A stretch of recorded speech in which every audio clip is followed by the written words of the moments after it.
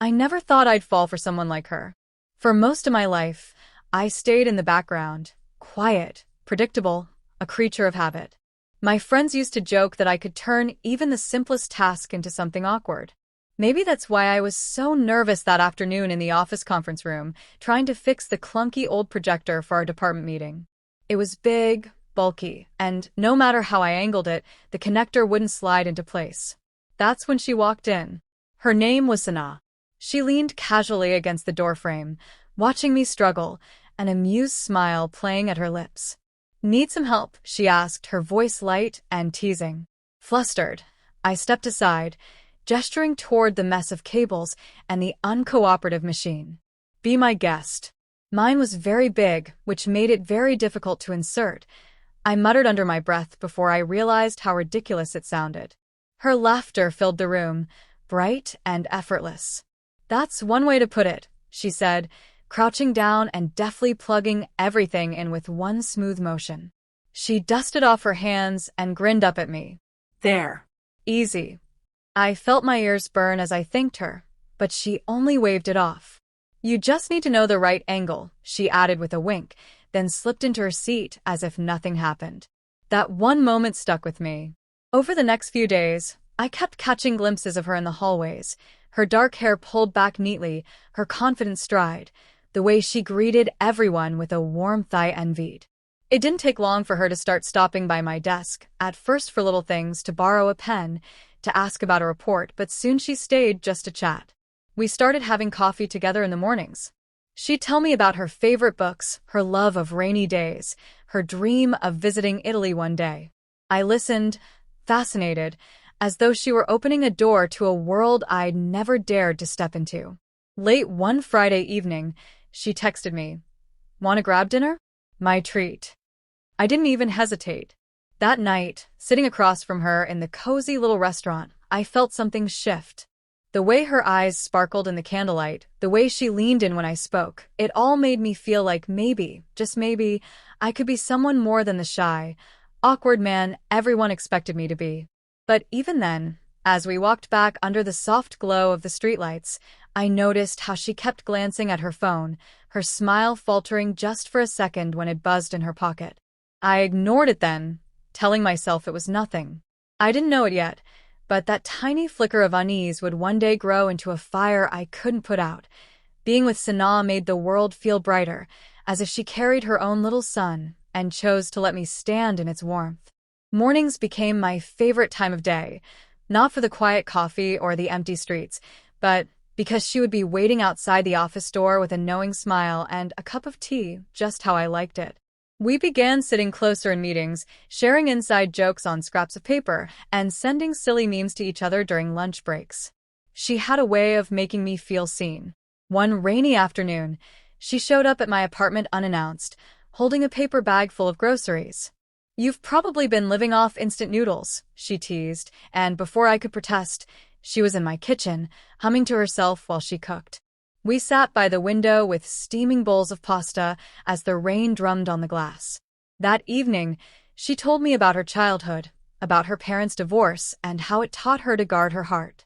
That was the first time she held my hand.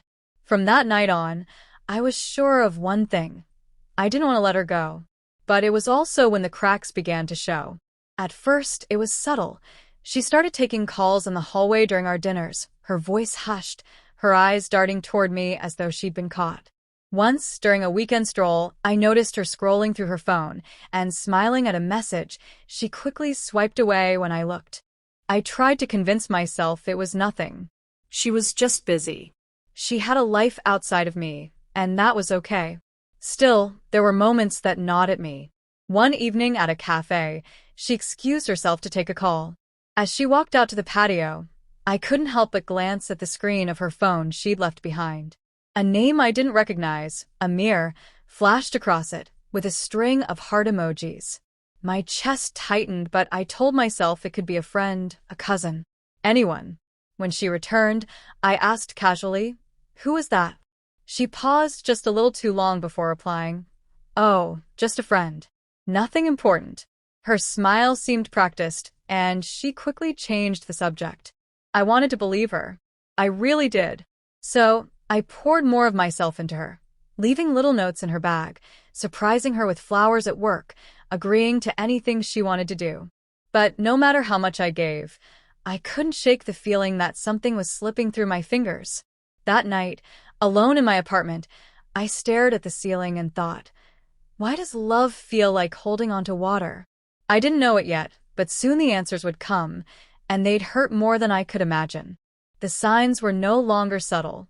Over the next few weeks, Sana grew increasingly distant, though she tried to disguise it with soft smiles and hurried kisses.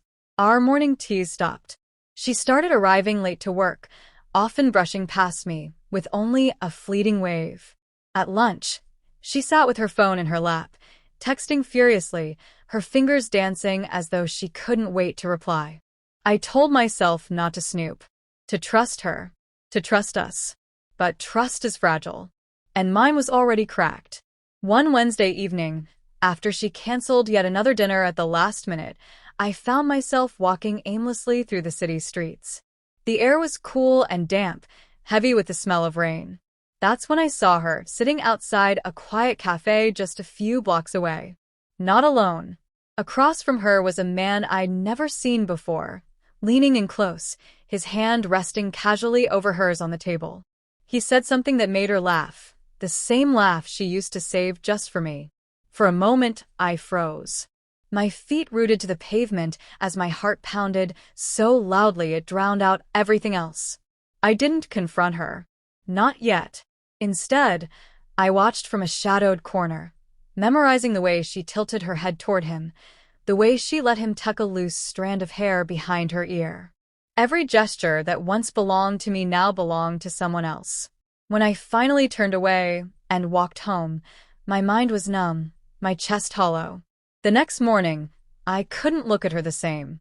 At work, she breezed in as though nothing had happened, greeting me with her usual soft good morning, her eyes bright and untroubled. That night, though, I couldn't sleep. I kept seeing them together at that cafe, her fingers entwined with his. So I called her. Calmly, I asked her to come over. When she arrived, she seemed wary, as though she already knew what was coming. We sat at the kitchen table in silence for a long moment before I finally spoke. How long has this been going on?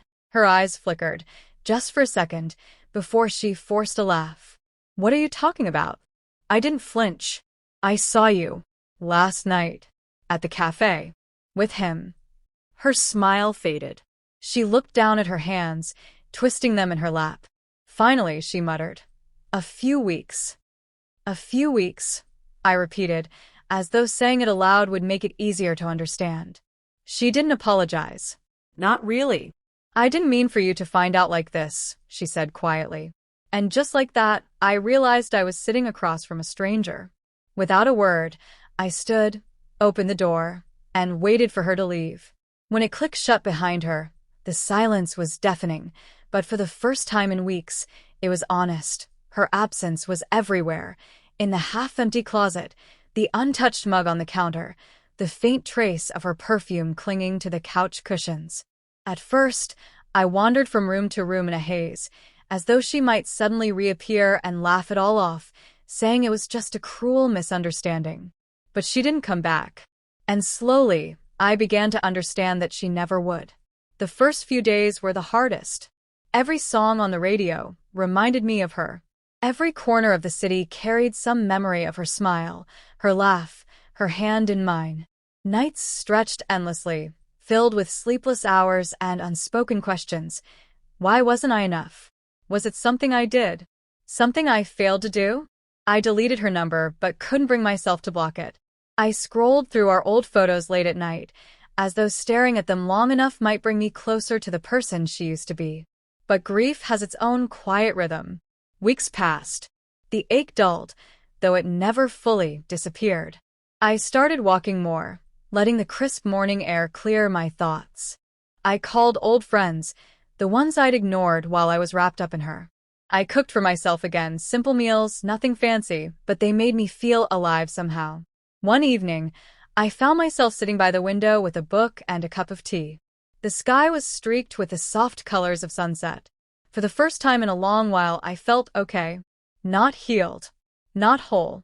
But okay. That's when I realized something important. Her betrayal said more about her than it did about me. I wasn't broken. I wasn't unworthy. I was just someone who trusted too deeply and loved too much. And maybe that wasn't a flaw at all. So I took a deep breath and started letting go of the hurt, the anger, the regret. I put away the reminders of her, one by one, until the apartment felt like mine again. That night, I stood outside under the stars, letting the cool breeze wash over me. I promised myself that the next time I loved, I'd do it just as deeply, but I'd also remember to love myself enough not to settle for half-truths and broken promises. Sometimes the people we love the most hurt us the worst. But that doesn't mean the story ends there. It just means the next chapter is waiting. And this time, it's mine to write.